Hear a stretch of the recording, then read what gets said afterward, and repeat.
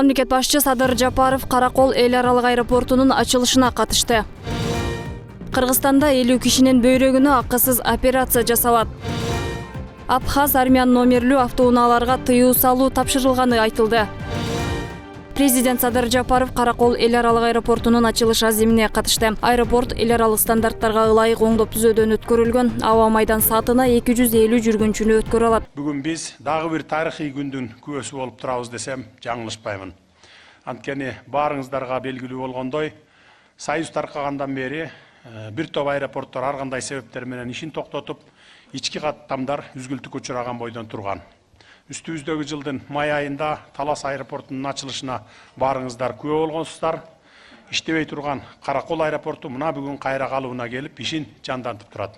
Саатына 250 жүргүнчүнү кабыл алууга мүмкүнчүлүгү бар. Каракол Кыргызстандын кышкы туризминин борбору десек болот. Каракол шаарынын тоо лыжа базасына не бир түркүн өлкөлөрдөн туристтер келип, биздин жаратылышка суктанып кетишет. Каракол эл аралык аэропортунун ишке киргизилиши Кыргызстандын аймактык байланыштарын чыңдоо, туризмди өнүктүрүү жана эл аралык айдыңда Кыргызстандын ордун бекемдөө багытындагы маанилүү кадамдардын бири болуп саналат. Урматтуу мекендештер, аэропорт бул ар бир өлкөнүн аба дарбазасы. Ошондуктан аэропортубуздун жанданып иштей баштаганы бул өлкөбүзгө келем деген меймандарга аба дарбазасын кеңири ачып, кучак жайып тосуп алууга даяр экендигинин белгиси. Ошондой эле бул мамлекеттин мындан аркы өнүгүүсүн шарттап, жаңы мүмкүнчүлүктөрдү ача турган маанилүү окуя.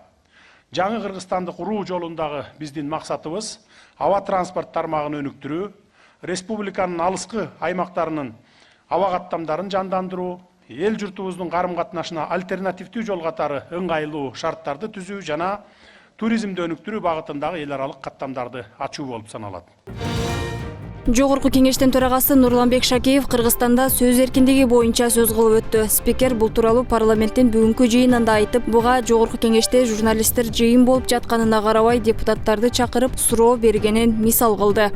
Бир көрүнүш бизде Кыргызстанда сөз эркиндиги жок, сөз эркиндиги төмөндөп кетти деп ар кандай индекстер менен көптөгөн эл аралык уюмдар бизге баа берип атат. Мына ушул туура эмес экенин мен айтып коеюн. Мына бул жерде биз эң маанилүү документти карап атканыбызга карабай, массалык маалымат каражаттарынын өкүлдөрү ар бир депутатты каалагандай чакырып алып суроолорун берип атат тигил жерде.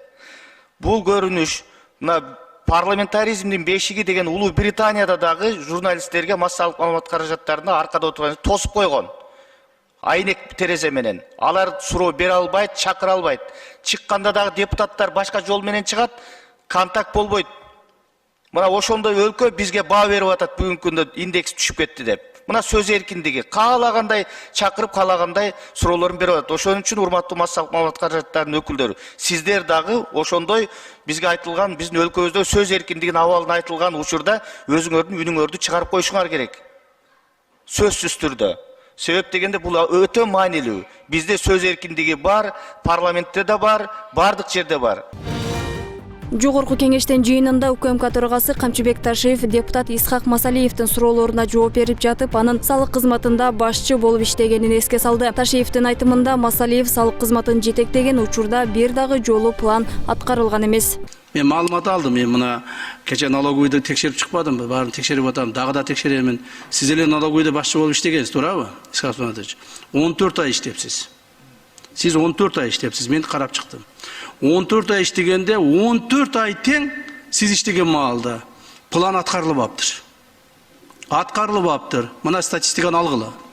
Налоговый инспекция, Министерство финансов бүт маалыматты бергиле Исхак Абсаматовичке. Бергиле. 14 ай Исхак Абсаматович иштеген маалда бир дагы ай план аткарылган эмес. 14 айда сиз иштеп турганда 5,16 миллиард сом план аткарылбай калыптыр. Статистиканы бергиле, Алмаз. Уктуңбу? Конкретный колуна бериңиздер, караңыз өзүңүз. Ошондуктан ушундай эме кылаарда жанагы сындардын алдында сынчынын сыңар өтүрү, не деп коет? Сыңар өтүрү майрак деп коебу эле. Ошонун сыңарында ушуну карап койсок, урматтуу Исхак Абсаматович, мен сизди жаман адам деп айтпайм. Бирок биздин кылган эмгектерди ушундай бир выступление менен тебелеп терсеп таштабаң деген үмүттө да.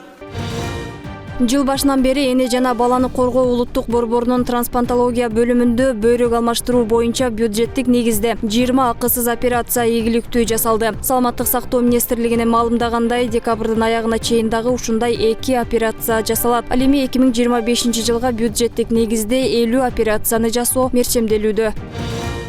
Бишкекте башкы прокуратуранын жеке коопсуздук жана ички ийликтөө башкармалыгынын мурдагы улук прокурору кармалганын Спутник агенттиги укук коргоо органдарындагы ишенимдүү булактарына таянып жазды. Экс-прокурорду Ички иштер министрлигинин кызматкерлери колго түшүргөн. Алдын ала маалымат боюнча ал 17 ноябрда бийликти күч менен басып алууга даярдык боюнча козголгон иштин алкагында шектөө катары кармалган. Учурда массалык башаламандыкка, уюшкан кылмыштуу топ түзүүгө же ага катышууга, ошондой эле бийликти күч менен басып алууга даярдык көрүүгө айыпталып жатат. Тиешелүү орган расмий маалымат бере элек. Абхаз армян номерлүү автоунаалардын көчөлөрдө жүрүшүнө тыюу салуу тапшырылды. Бул тууралуу УКМК төрагасы Камчыбек Ташиев жогорку кеңештин жыйынында айтты. Комитет жетекчиси бул маселе боюнча бүгүн тиешелүү органдар менен жыйын өткөргөнүн маалымдап, жыйынтыгында Ички иштер министрлигине УКМКга жана бажы кызматына бир дагы мыйзамсыз алып келинген машиналар көчөлөрдө жүрбөшү керек деген тапшырма берген. Ички иштер министрлигинин маалыматы боюнча учурда Кыргызстанда Абхаз армян номерлүү 15 миңдей автоунаа бар.